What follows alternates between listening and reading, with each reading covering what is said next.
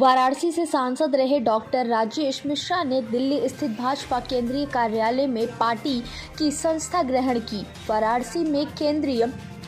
वाराणसी में कांग्रेस के महानगर अध्यक्ष राघवेंद्र चौबे एवं पदाधिकारियों से बातचीत समाचार दर्शक से संवाददाता अभिषेक दुबे ने किया बात, जिस पर राघवेंद्र चौबे ने डॉक्टर राजेश मिश्रा को बीजेपी ज्वाइन करने पर जमकर निशाना साधा। उन्होंने कहा कि डॉक्टर मिश्रा के बीजेपी जाने से कांग्रेस को किसी प्रकार का नुकसान नहीं।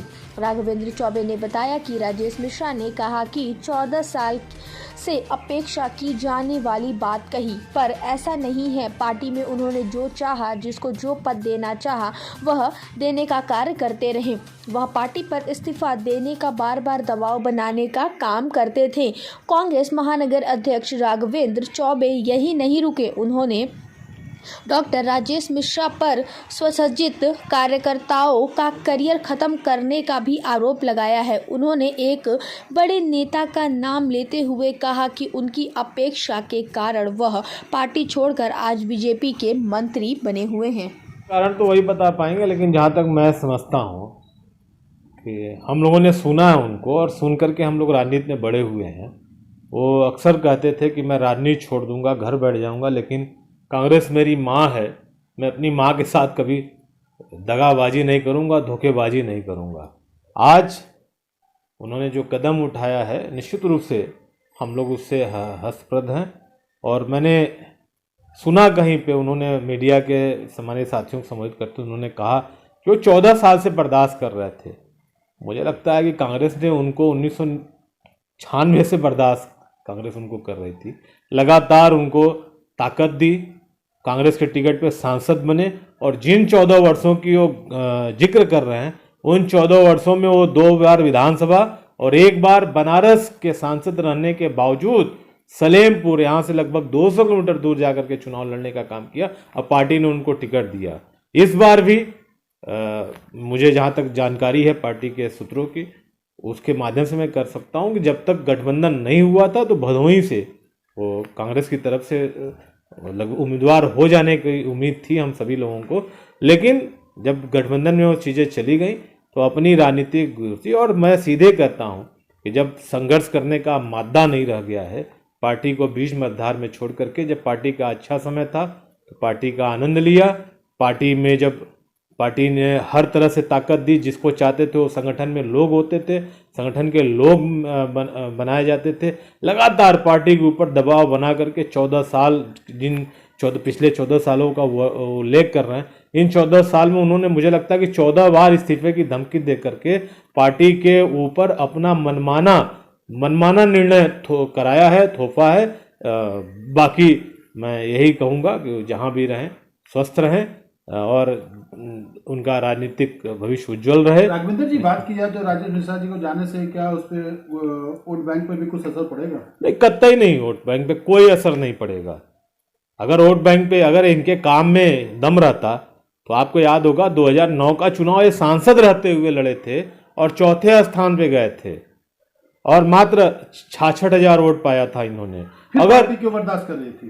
पार्टी बर्दाश्त कर रही थी, कोई नेता नहीं था, नए लोगों के अंदर थोड़ा सा उनका प्रभाव नहीं था। लेकिन वर्तमान समय में जब से प्रियंका गांधी जी ने उत्तर प्रदेश की कमान अपने हाथों में ली है, मुझे लगता है कि नए लोग, नए पिलर हर जिले में, हर विधानसभा में, हर लोकसभा में तैयार होकर आगे आ रहे हैं, और कांग्रेस पार्टी को एक ईमानदार नेतृत्व मिल रहा है, जो कि जिसका भविष्य, जो आज का नौजवान अपना भविष्य सुरक्षित हाथों में, प्रियंका जी के हाथों में देकर के काम कर रहा है, और सारे लोग पद पा रहे हैं, विधानसभा लोकसभा के टिकट पा रहे हैं, और मजबूती से समाज की लड़ाई लड़ रहे हैं। राघवेंद्र जी, एक बात और है, कांग्रेस देखा जाता है तो कांग्रेस में हर चुनाव में, चाहे एमएलसी हो, विधायकी हो, सांसदी हो, 2 फाड़ में बढ़ जाती थी। इस बार भी चुनाव में यही देखने को मिला, और ये फाड़ अब बहुत बड़ा हो गया। इसका क्या कारण होगा? नहीं, कोई फाड़ नहीं।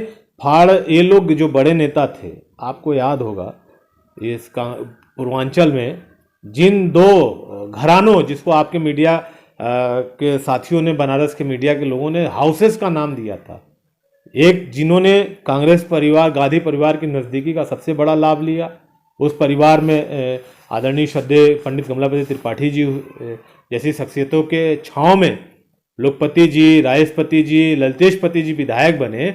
आज उस पार्टी को जब गांधी परिवार के साथ खड़े होने का समय आया तो वो परिवार कहाँ खड़ा है। इसी तरह एक दूसरा हाउस खजूरी हाउस, जिसको आप लोगों ने कहा औरंगाबाद हाउस खजूरी हाउस, आज ये दोनों परिवार जब कांग्रेस संघर्ष का बिगुल राहुल गांधी जी के नेतृत्व में संघर्ष कर रही है, प्रियंका गांधी जी के नेतृत्व में संघर्ष कर रही है, तो दोनों परिवार जो भरपूर लाभ लिया और हर तरह का लाभ लिया। मुझे कहने में संकोच नहीं है, वो लोग बड़े जरूर हैं, बड़े होने के नाते एक छोटे भाई के रूप में उनका जीवन भर सम्मान करता रहूंगा, लेकिन सच कहने से मैं डरूंगा भी नहीं। सच कहूंगा, इसी बनारस में ताल ठोक के कहूंगा कि हमारे जैसे कितने स्वजाति, इसको आप मैं कोट कर रहा हूं, हमारे जैसे कितने हजारों स्वजाति ब्राह्मणों के राजनीतिक करियर की हत्यारे ये दोनों परिवार ये हाउस रहा है, और इसको कहने में मुझे कोई गुरेज नहीं है। इन लोगों ने कितने कितने ब्राह्मण नौजवानों के राजनीतिक करियर की हत्या कर दी अपने परिवार के नाकाबिल और नकारे लोगों को आगे बढ़ाने के चक्कर में। अब आगे क्या रणनीति होगी? निश्चित रूप से जो ईमानदारी से पार्टी का झंडा लेकर के संघर्ष कर रहा है, ऐसे नौजवान आगे आएंगे। और सबसे बड़ी बात है कि एक ऐसे हर जिलों में जो प्रियंका गांधी जी ने कहीं ये नहीं देखा कि कौन बहुत पैसे वाले परिवार से है, कहीं कौन बहुत ऊंचे रसूख वाले परिवार से। प्रियंका गांधी जी ने ईमानदारी से काम करने वाले लोगों को ताकत दी है, और वो सारे नौजवान अगर उनको ताकत प्रियंका जी ने दिया है तो अपनी बहन का, अपने भाई राहुल गांधी का ऋण उतारने के लिए कमर कस चुका है और जीवन पर्यंत कांग्रेस का झंडा उठा करके चलने का काम करेगा। राघवेंद्र जी, एक सवाल और है। अभी कुछ दिन पहले राजेश मिश्रा जी ने एक बात कही थी कि कांग्रेस में सीनियरों की कोई इज्जत नहीं है। भैया मेरे, आप बताइए ना, वो 2017 तय किए कि दक्षिणी लड़ेंगे, 2022 तय किया कि कैंट लड़ेंगे, 2019 का लोकसभा यहाँ से 200 किलोमीटर दूर जाकर के जहां उन्होंने कुछ नहीं किया था वहां पे लड़ने का काम किया, और पार्टी ने हर बार टिकट दिया उनको। और यही नहीं, जो हमारे मल्लिकार्जुन खड़गे जी राष्ट्रीय अध्यक्ष बने, उस इलेक्शन कमेटी के एक सम्मानित मेंबर थे, दूसरे नंबर के 3 मेंबरों में वो मेंबर थे। पार्टी कहां सम्मान उनको नहीं दी। जिसको चाहा उसको शहर अध्यक्ष बनाया, जिसको चाहा उसको जिला अध्यक्ष बनाया, जिसको चाहा उसको टिकट दिलाया, जिसको चाहा उसको पार्टी से भगा भी दिया। इसका ज्वलंत उदाहरण है, आज तो उसी पार्टी में राज मिश्रा जी जाके खड़े हो गए, जिस पार्टी में कभी कांग्रेस का झंडा लेकर के बुलंदी से बनारस की सड़कों पर संघर्ष करने वाले डॉक्टर दयाशंकर दयालु गुरु जी, जाके उनसे बयान जरूर लीजिएगा, वो बताएंगे। हो सकता है कि आज राजनीतिक आचरण या वो दिखाते हुए ना कुछ बोले, लेकिन दयालु गुरु का कांग्रेस छोड़ने के पहले पीछे अगर कोई ताकत थी तो वो राजेश मिश्रा जी की नीतियां थी। पार्टी पे वो इतने हावी थे कि दयालु गुरु जैसी शख्सियत पार्टी छोड़ के चली गई। राजेश मिश्रा जी जो बीजेपी ज्वाइन कर लिए हैं, मुझे भी ऐसा उड़ी उड़ी खबर सुनने में आ रही है, और इससे गठबंधन पे कोई फर्क नहीं पड़ना है। अगर ऐसा उन्होंने किया भी है तो इससे कोई गठबंधन पे फर्क नहीं पड़ना है। कांग्रेस से आप लोगों का गठबंधन है और कांग्रेस के एक अच्छे चेहरा में गिने जाते थे राजेश मिश्रा जी। जी बिल्कुल सही है। देखिए, एक चीज़ आप समझते होंगे भाई साहब कि किसी भी व्यक्ति का चेहरा उसके पार्टी से है, ठीक है। अगर आप कह रहे हैं कि कांग्रेस में एक अच्छे चेहरे गिने जाते थे, तो पहले आपने एक शब्द लगाया कांग्रेस, तो कांग्रेस की वजह से ही राजेश मिश्रा जी का नाम था, ठीक है। अब चूंकि वो कांग्रेस में नहीं है या उन्होंने कहीं और किसी अन्य दल में जगह ली है, तो ये अब उनका किस तरीके से चेहरा गिना जाएगा ये आने वाला समय दिखाएगा। देखा जाए तो इस पे वोट का कितना असर पड़ेगा, क्योंकि अच्छा खासा राजेश मिश्रा का एक वर्चस्व भी बनारस में देखा जाता था, वाराणसी में।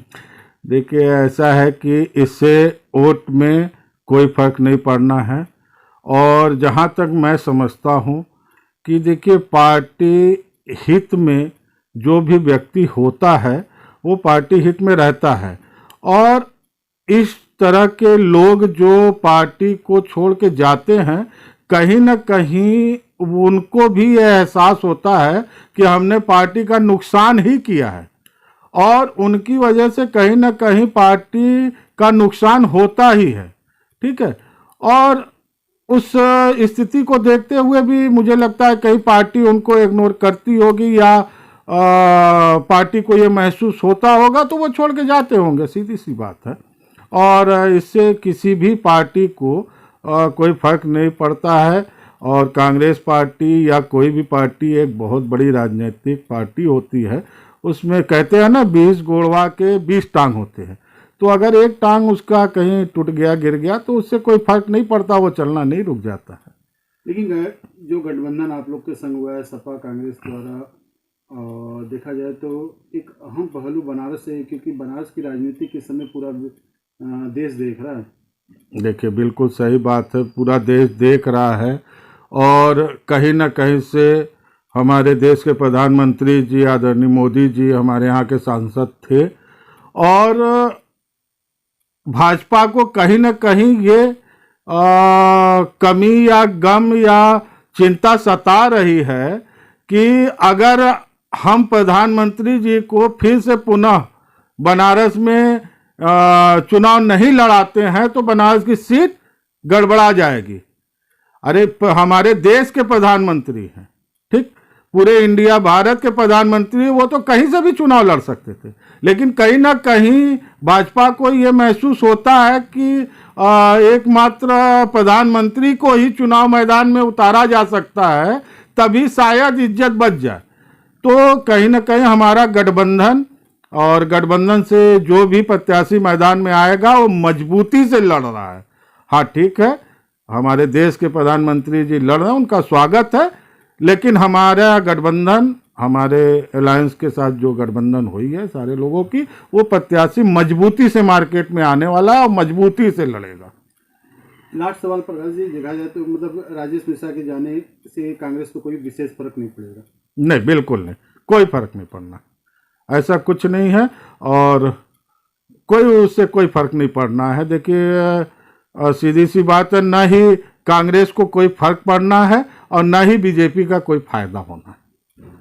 अभी हमारे मोबाइल पे भी फोटो आई है, हम भी देख रहे हैं कि रविशंकर प्रसाद जी और भारतीय जनता पार्टी के पदाधिकारी के साथ उन्होंने भाजपा ज्वाइन किया है, ये हमने भी देखा है। तो ये खबर तो अगर ये व्हाट्सएप सही है तो सही है। कितना नुकसान होगा अब कांग्रेस को, क्योंकि राजेश मिश्रा जी एक कांग्रेस के जाने माने चेहरा वाराणसी के लिए? देखिए हमारे पूर्व सांसद राजेश मिश्रा जी कांग्रेस से 2 दफ़े चुनाव लड़े थे, 99 2000 में और 2004 में चुनाव हुआ था। तो वो शंकर प्रसाद जायसवाल जी से हारे भी थे और शंकर प्रसाद जायसवाल जी से ही चुनाव जीते भी थे। तो सांसद तो थे बनारस में कांग्रेस के, तो सांसदीय क्षेत्र में उनकी जान पहचान तो सबकी, सांसद के रूप में उन्होंने काम भी किया 5 साल। अब रह गया जहाँ तक सवाल ये है कि नफ़ा नुकसान की राजनीतिक दृष्टिकोण से, तो ये तो विचारधारा की लड़ाई है। वो कांग्रेस के विचारधारा से यहाँ सांसद हुए थे, आज अगर उन्होंने, ये खबर सही है, उन्होंने अपना विचार बदला है और दूसरे विचारधारा के साथ मिले हैं, तो बनारस संसदीय क्षेत्र में कांग्रेस को जितना कम से कम वोट मिलना था वो तो मिल चुका है। अब कांग्रेस के जो प्रत्याशी होंगे, अभी यहाँ बनारस की सीट भी कांग्रेस के पास है गठबंधन के अंतर्गत। अब उन्होंने टिकट तो मांगा नहीं था, ऐसी तो कोई बात थी नहीं। अब उनसे क्या बात हुई कि जो उन्होंने भाजपा ज्वाइन किया है। विजय शंकर जी, हम बीच में बात काटते हुए आपको बताना चाह रहे हैं, हर चुनाव के पहले कांग्रेस हमेशा 2 फाड़ों में बंटती नजर आती है। देखिए कांग्रेस ही नहीं, यहाँ जो आप ये बात कर रहे हैं, तो चुनाव से पहले अक्सर पार्टी, एक दूसरे पार्टी से लोग आते हैं जाते हैं, जिनको टिकट चाहिए, जिनको नहीं मिलता वो नाराज़ होते हैं। तो ये तो हर चुनाव के पहले होता रहा है। और कांग्रेस में अधिकतर देखा जाता है कि 2 फाड़ हो जाती थी, चाहे एमएलसी की चुनाव हो या संसदीय चुनाव हो या विधायकी की चुनाव हो। 2 फाड़ नहीं होती, अंत में प्रत्याशी एक होता है। तो सभी लोग अभी पिछले विधानसभा चुनाव में, पिछले विधानसभा में काफ़ी विधानसभा में लोगों ने टिकट मांगा और नहीं मिला, लेकिन हमारे दक्षिणी विधानसभा में जब टिकट नहीं मिला तो हमने अपने बेटे विपिन मेहता को कहा था कि जाके कांग्रेस प्रत्याशी के साथ क्षेत्र में काम किया और हम लोगों ने मजबूती से काम किया। अब पार्टी को वोट कम मिला या बेसी मिला ये तो चुनाव के ऊपर डिपेंड करता है। तो क्या इस बार भी ऐसी कुछ चीज़ें टिकट को लेकर हुई जो टिकट न मिलने से राजेश मिश्रा ने बीजेपी ज्वाइन किया? ऐसा टिकट तो उन्होंने मांगा नहीं थे, हमारे नॉलेज में नहीं है कि उन्होंने टिकट मांगा था। और पार्टी जो के गठबंधन में जो पार्टी को सीट मिली है 17, वहाँ कुछ जगह डिसाइड हो चुके हैं प्रत्याशी और कुछ जगह डिसाइड होना अभी बनारस में तो डिसाइड हुआ नहीं है। तो यह तो मुद्दा बनारस में भी डिसीजन नहीं हुआ टिकट का, और कांग्रेस के पास ये सीट है। तो जब तक प्रत्याशी का डिक्लेयर नहीं होता तो कैसे मालूम पड़ेगा कि किसको टिकट मिलेगा किसको नहीं मिलेगा। आप कांग्रेस के वरिष्ठ नेता हैं, राजेश मिश्रा को बीजेपी ज्वाइन करने से कांग्रेस को कितना नुकसान होगा? देखिए, परिवार का कोई भी सदस्य रहता है, हम लोग भी उनके साथ काम किए हैं, तो ऐसा तो लगता है कि ये जो है ऐसा नहीं होना चाहिए, लेकिन किन कारणों से उन्होंने ऐसा किया ये तो उनसे मुलाकात होने पर बात होने पर मालूम पड़ेगा।